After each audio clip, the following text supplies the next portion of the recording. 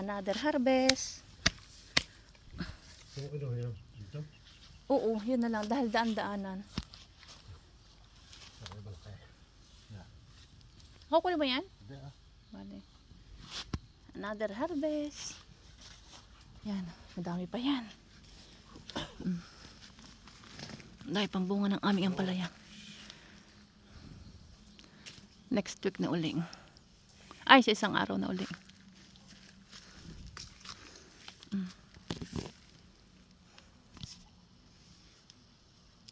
Makapagmunggo sa isang araw. Ang talbos nito ang napaka kaganda. Ang tataba ng kanyang talbos.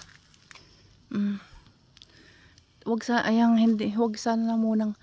sanang abutin ng lamig kasi ang dami pa niyang buko. Ayan oh. Ang dami pa.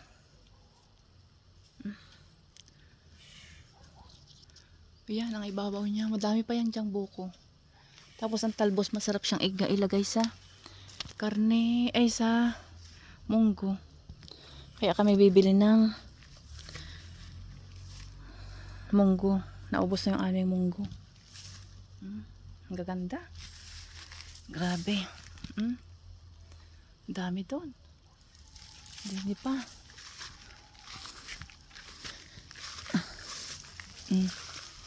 Hindi ko na muna kukunin kasi maliliit pa siya. Madami yan. Puwera bati.